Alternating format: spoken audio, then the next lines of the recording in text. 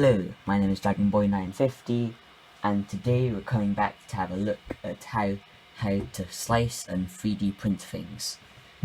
So today, this is the third episode of my how to real life episodes, and yeah, it's been a while since I did one, so it's good to be back doing these.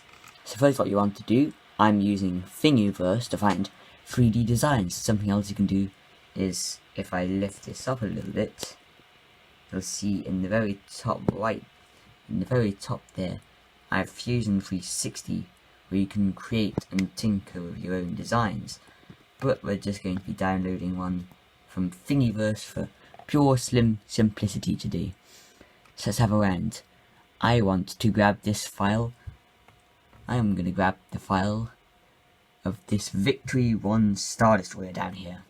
Right, click on it, and I'm just going to zoom out a little bit so you can see my entire screen. So it'll show you this, you can have a quick look. Then you click the download button down there at the bottom, and then at the very bottom of the screen, just adjust the camera down there, you'll see that it's downloaded in the very bottom right down there. Just going to adjust this for the screen. Yeah, that's better. And now you want to open an app called Prusa Slicer if you're using the same type of printer as me, which is a Prusa Mark, which is what you use if you use any Prusa printers. So you can see here a list of the printers it's able to work with: Prusa i3 Mark III MMU2, Prusa i3 Mark III MMU2 Single, and Prusa i3 Mark III's, which is the one I have. But you can also add new printers as to the file. I'm using Prusa PETG since that's the one I have, and I'm using 0.2 mm. I'm going to set support on build plate only. Say yes to the bridging supports. Now what you want to do next is up here, you'll see a little cube. Yeah, that's add.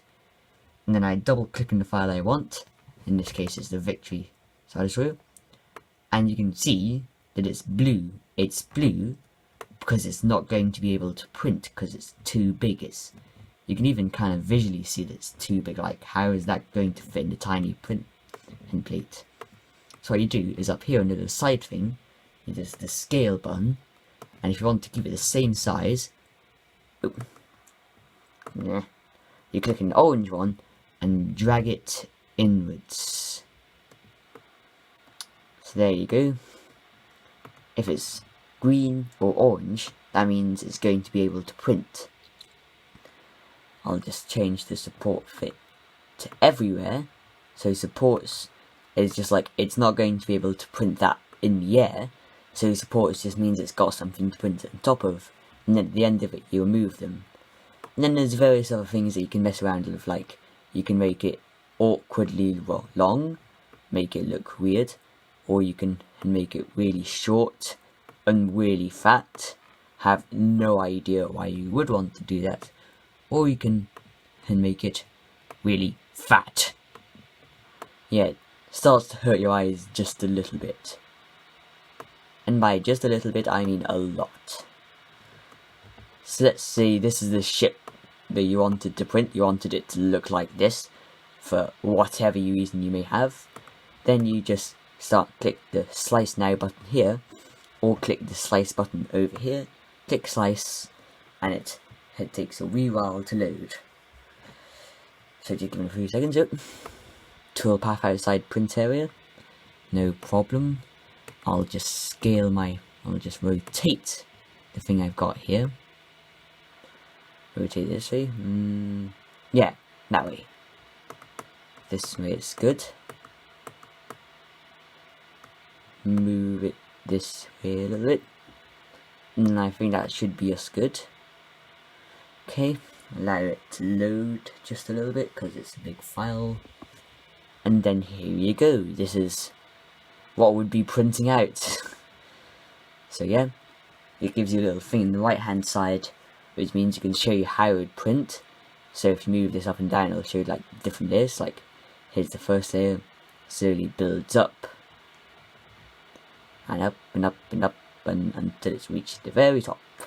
And then down here, once it's sliced, it'll give you info like used filament in meters, used filameters in millimeters cubed, used filament in grams, and the overall cost for the filament, which would be £4.28 in this case. Not too shabby.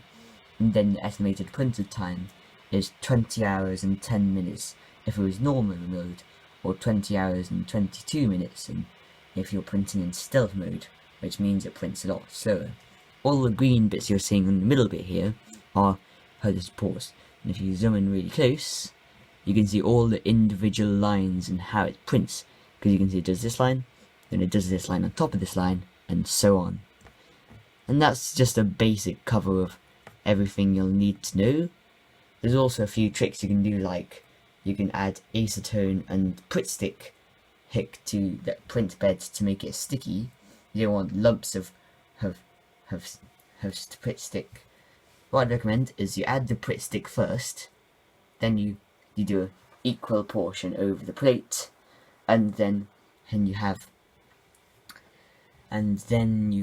the acetone or some sort of stuff like that, and you pour on over the top, and then rub it in using a top cloth or paper towel or whatnot.